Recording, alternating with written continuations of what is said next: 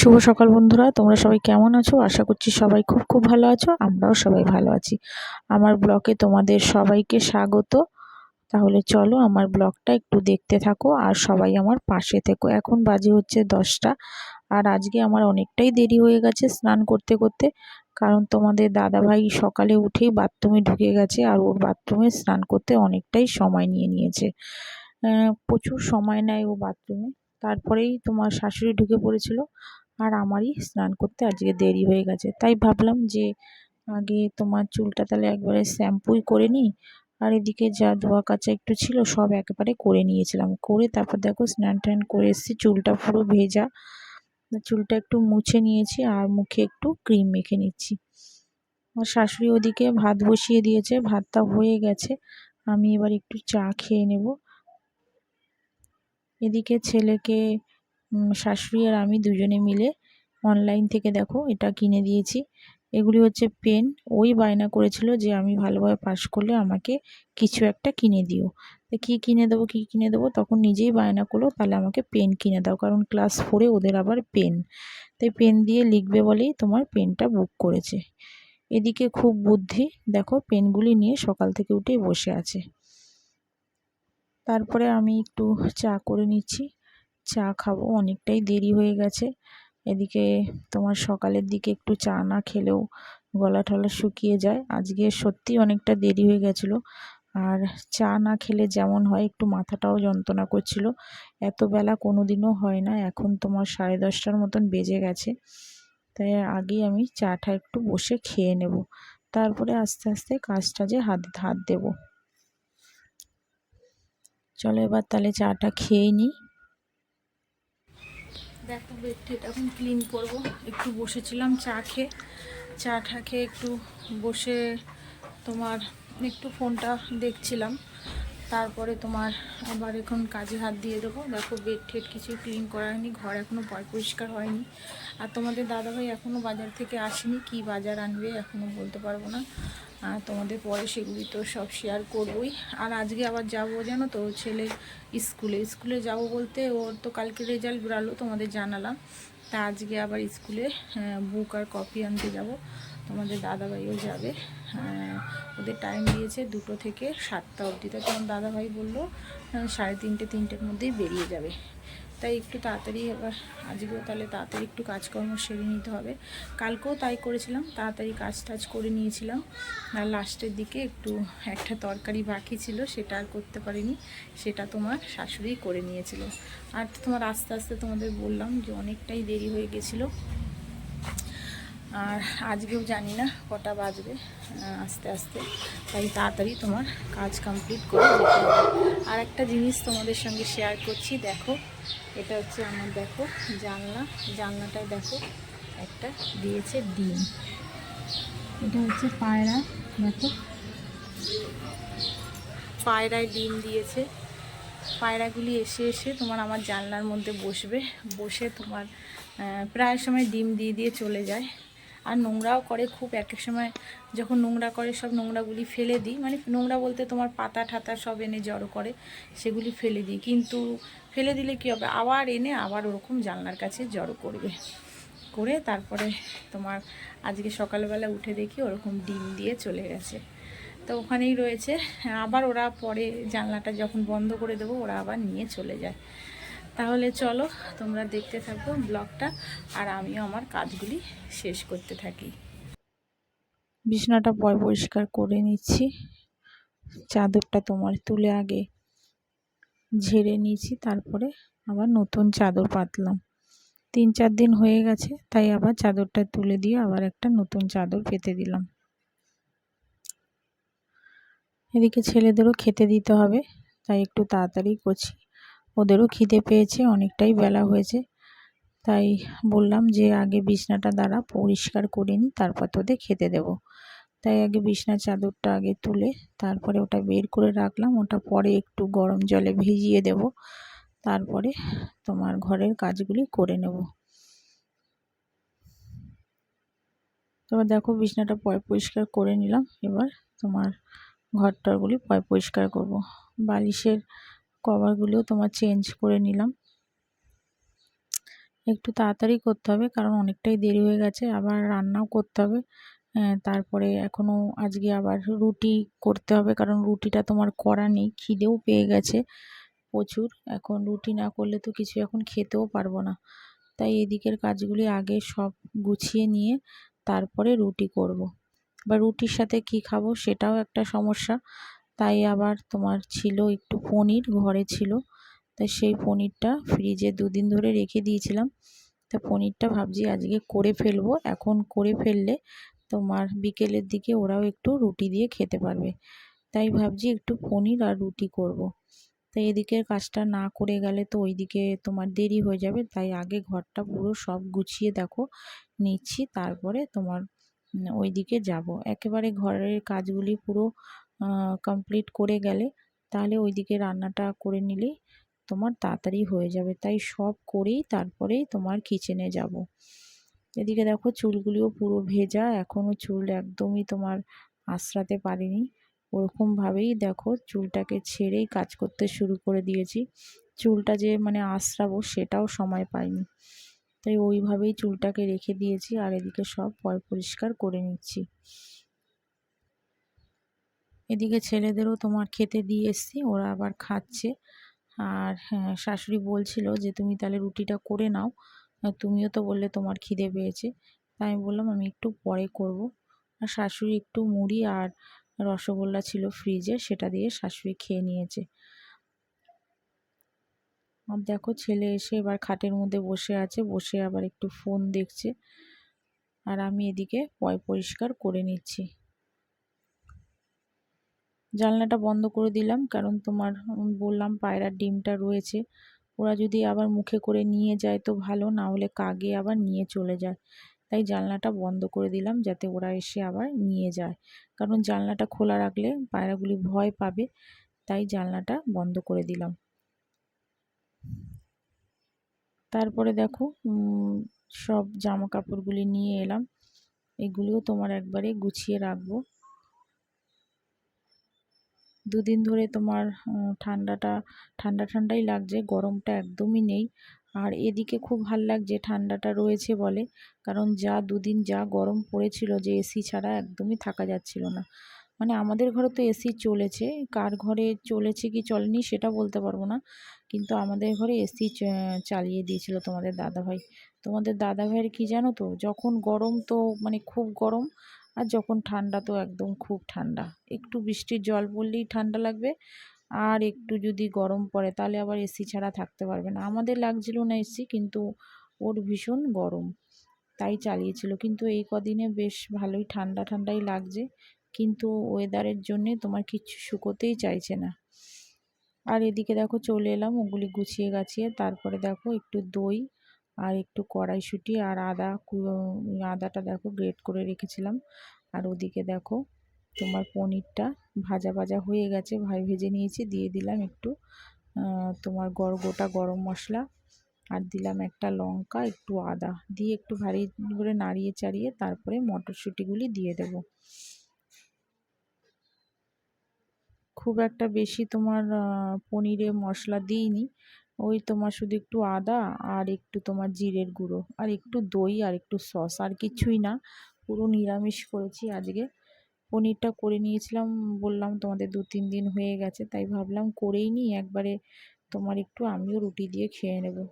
তা এখন অনেকটাই তোমার বাজে, মানে এখন তোমার 12টার মতন বাজে, এখনও দেখো রান্নাই বসাতে পারিনি, তাই তাড়াতাড়ি করছি। ওদিকে তোমাদের দাদাভাই আবার 2:30-3টের মধ্যেই খেতে চলে আসে, তাহলে যদি অনেকটা দেরি হয়ে যাবে, তাই ওই জন্য তাড়াতাড়ি করছি। ওদিকে শাশুড়িও তোমার কেটে ঠেটে রেখেছে সবজিগুলি, তাই একটু তাড়াতাড়িও হয়ে যাবে। দেখো পনিরটা হয়ে গেল, এবারে রুটিটা করে নেব। আটাটা আগেই কালকে রাত্রেই মেখে রেখেছিলাম, মেখে ওদের রুটি করে দিয়েছিলাম, আর মাখা রয়েছে, খুব একটা দেরি হবে না, তাই এখন আবার রুটিটা করে নেব। বেশি রুটি করব না, 2টো রুটি করব, কারণ শাশুড়ি তো বললাম তোমার মুড়ি খেয়ে নিয়েছে উনি, রসগোল্লা ছিল ফ্রিজে, তাই ওটা দিয়ে উনি খেয়ে নিয়েছে, তাই আমার মতন করেই এখন 2টো করে নেব। তারপরে বিকেলের দিকে ওদের একটু রুটি করে দেবো, ওরা খেয়ে নেবে। এবার দেখো রুটিটা করে সরিয়ে রাখলাম, এখনও আমি খাইনি, কারণ তোমার দাদা ভাই চলে আসবে, তাই তাড়াতাড়ি করে একবার রান্নাটা বসিয়ে দিলাম। কাতলা মাছ নিয়ে এসছে শাশুড়ি, তোমার নুন হলুদ দিয়ে মেখে রেখেছিল, তা সেটা আবার তোমার ভাজা বসিয়ে দিলাম। আর ওদিকে শাশুড়ি আলু আর সজনা ডাঁটা দিয়ে বলছিল পাতলা করে ঝোল করো, তাই ভাবলাম আগে ঝোলটা বসিয়ে দিয়ে তারপরে খেতে থাকবো। একটু দেখো আলুগুলি দিয়ে দিলাম, দিয়ে একটু ভালো করে ভাজা ভাজা করে তারপরে তোমার আলুগুলি ভাজা হয়ে গেলে একটু কালো জিরে ফোড়ন দিয়ে তারপরে আলু আর সজনা ডাঁটা দিয়ে পাতলা করে ঝোল করব। আলুটা দেখো একটু তোমার নুন আর একটু হলুদ দিয়ে ভালো করে একটু ভেজে নিচ্ছি। এবার সজনা ডাঁটাগুলি দিয়ে দিলাম, দিয়ে ভালো করে নাড়ি চাড়িয়ে একটু মশলা দিয়ে ভালো করে কষিয়ে পাতলা করে একদম মাছের ঝোল করব। তোমরা যারা যারা আমার ব্লগটা দেখছো প্লিজ তোমাদের সবাইকে বলছি একটা সাবস্ক্রাইব করে আমার পাশে থেকো, আমাকে একটু সাপোর্ট করো। আর একটু আমার যদি কোনো জায়গায় ব্লগটা যদি তোমাদের ভালো লেগে থাকে তাহলে একটা লাইক আর কমেন্টস করতে পারো। আর এদিকে দেখো রুটিটাও তোমার প্লেটে নিয়ে নিয়েছি, রুটি আর একটু পনির, সেটাও খাওয়ার সময় পাইনি, দেখো ওটা রেখে দিয়েছি। আর এদিকে দেখো একটু নিম বেগুন ভাজবো, তো শাশুড়ি বললো একটু নিম বেগুন আজকে ভাজো, তাই নিম বেগুন আজকে একটু ভাজবো, তাই নিম পাতাগুলি ভালো করে ধুয়ে নিচ্ছি। এদিকে তোমার কাজও করছি আবার এদিকে খাচ্ছি। আর ওদিকে আলু আর পটল শাশুড়ি কেটে রেখেছিল, পটলগুলি অনেকবারই আমাদের পটল এবার খাওয়া হয়ে গেল, এখনও পটলের সেরকম বিচি আসেনি, তাই পটল খেতে খুব ভালোও লাগে। একটু আদা দিয়ে নিরামিষ করব পটলটা। পটলটা এবার দেখো ভালো করে ভেজে নেব, ভেজে একদম নিরামিষ করব পটল। একটু আদা বাটা দিয়ে তোমার জিরে ফোড়ন দিয়ে আর যেমন একটু মশলা দিই সেরকম করে করব সিম্পলভাবে। আর এদিকে দেখো ওগুলি রান্নাগুলি মোটামুটি কমপ্লিট হয়ে যাওয়ার পরে তোমার কতগুলি কেচে দিয়েছিলাম, দেখো সেগুলি আবার সব মেলে দিচ্ছি। একদমই তোমার রৌদ্রই নেই, রৌদ্রটা নেই বলেই আরও সব জমে গেছে। দুদিন ধরে একটু কম কাচা ধোয়াই করেছিলাম, দেখো আজকে কত কেচেছি, কারণ কত জমিয়ে রাখবো, প্রতিদিনই তো কাচতে লাগে, তাই আজকে অনেকগুলি কাচা ধোয়া করতে হয়েছে। সব দেখো মেলে দিলাম। আর রান্নাটাও কমপ্লিট হয়ে গেছে, তোমাদের দাদাভাই চলে আসলে আর কোনো অসুবিধা হবে না। দেখো ওদিকে রান্নাগুলি হয়ে গেছে, দেখো পটল আলুর ঝোলটা একদম গ্রেভি মানে গাঢ় গাঢ় করেছি, আর ওদিকে তোমার পাতলা করে আলু দিয়ে সজনা ডাঁটা দিয়ে ঝোল, আর এই দেখো নিম বেগুনটা। আর শাশুড়ি একটু সকালের দিকে আলু ভেন্ডি ভেজেছিল।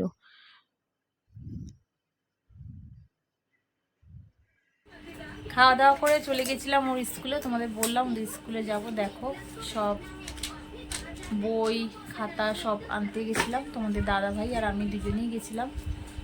আর ও আজকে জানো তো খেলতে যায়নি, আজকে তোমার নতুন বই খাতা আসবে, আজকে খেলতে যায়নি। দেখো না বইগুলি দেখো কীভাবে গোছাচ্ছে, দেখো নতুন বই পেয়েছে না, নতুন নতুন বই পেলে ওর খুব আনন্দ। আর যেই একটু বই পুরনো হয়ে যাবে ব্যাস তারপরে হয়ে গেল। এগুলি এখন সব আবার এত বই তো তোমার 2-3 দিন ধরে এখন মলাট দিতে হবে, বই আছে খাতা আছে, এগুলি সব আবার মলাট দেব, দিয়ে সব আবার লেবেল লাগাতে হবে। তারপর তো তোমার এখন তো এই 2 দিন একটু ছুটি থাকবে, একটু একটু করে পড়াবো, কারণ তোমার সামনেই আবার 2 দিন পরেই তোমার দোলে এখন এক জায়গায় যাওয়ার কথা আছে, এখনও জানি না যাব কি না, যাব করছি। এখন যদি যাই, আমরা কোনো বছরই জানো তো দোলে থাকি না, প্রত্যেক বছরই হয় পুরী নয় দীঘা নয় কোথাও না কোথাও যাই। তো এবারে এখনও ঠিক হয়নি, আগে অনেক আগে ঠিক হয়েছিল, তারপরে ক্যান্সেল হয়ে গেল যে যাব না। তোমার যাব না বলতে আমারই শরীরটা ভালো ছিল না, ওই জন্যই বলেছিলাম যে যাবো না। তা আবার এখন তোমাদের দাদাভাই বলছে যে না একটু ঘুরে আসি চলো, তাই যাব। এখন মানে ঠিক হয়নি কবে বেরাবো, গেলে তো তোমরা তো জানতেই পারবে কবে যাব না যাব, কোথায় যাব সেটাও তোমাদের জানাবো। তাহলে চলো ও বইগুলি দেখতে থাক, এখন এবার সারাটা বিকেল এখন এই বই নিয়েই বসে থাকবে। আর আমি একটু শুই, ড্রেসটা চেঞ্জ করে নিই, একটু শুই, তারপরে আবার আসছি তোমাদের সঙ্গে। এবার দেখো সন্ধ্যাবেলার দিকটা একটু চা করব, এখনও করিনি, তাই ওরা আবার রুটি খাবে, তাই ওদের জন্য আবার দেখো একটু রুটি করে নিচ্ছি। একটু এসে শুয়েছিলাম দুপুরের পরে, মানে স্কুল থেকে এসে একটু শুয়েছিলাম, শুতে না শুতেই বড় ছেলে বলল, মা একটু রুটি করে দাও, খিদে পেয়ে গেছে। তাই আবার উঠলাম, উঠে ওদের আবার একটু রুটি করে দিলাম। আর আমার রুটি তো করাই রয়েছে, আমি তোমার সকালবেলার দিকে করেছিলাম, তখন এক্সট্রা একটা করে রেখে দিয়েছিলাম, আর একটু ওদেরই করে দিলাম। ওরা দুই ভাই খেয়ে নেবে, আর শাশুড়ি একটা খাবে, শাশুড়ির জন্য একটু করেছিলাম। শাশুড়ি বললো আমি চা দিয়ে খেয়ে নেবো, তাই শাশুড়িরও একটা রুটি করেছি। তোমাদের দাদাভাই তো রুটি টুটি খায় না, আর এখনও তোমাদের দাদাভাই আসেনি, তাই তোমার ছেলেদের জন্যেই করলাম রুটি। দেখো রুটি এবার হয়ে গেছে, বড় ছেলের এত জোরেই খিদে পেয়েছে, ওকে দিয়ে দিয়েছি, ওটা দিয়ে ও নিয়েও চলে গেছে। আর এদিকে আবার ছোট ছেলেকে এখন দিয়ে দেব। ওর ছোট ছেলে, বড় ছেলেও হয়েছে ওর বাবার মতন, খিদে পেলে সহ্য করতে পারে না।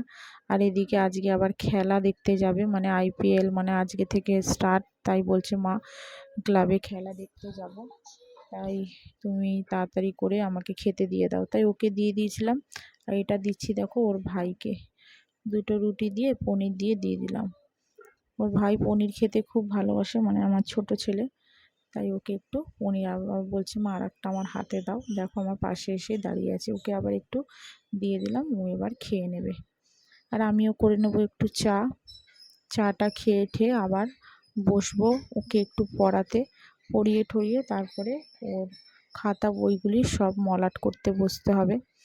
কারণ তোমার 8 তারিখ থেকে স্কুল খুলবে, তারপরে আমরা দুদিন আবার থাকবো না, তোমাদের জানিয়েছিলাম ঘুরতে যাব, তা ভাবছি আগেই একটুখানি করে রেখে দেব। দেখো চাটা হয়ে গেছে, চাটা এবার গিয়ে খেয়ে নেব। আর একটু বিস্কুট তোমার শেষ হয়ে গেছিলো, বিস্কুটটা দেখো একটা ভাঙা একটা বিস্কুট নিয়ে চা খেতে বসেছি, আর একটু তাই নিয়ে নিয়েছিলাম একটু মুড়ি। বিস্কুটটা পুরো শেষ, একটু পরে আবার বেরিয়ে তোমার বিস্কুটও আনতে হবে।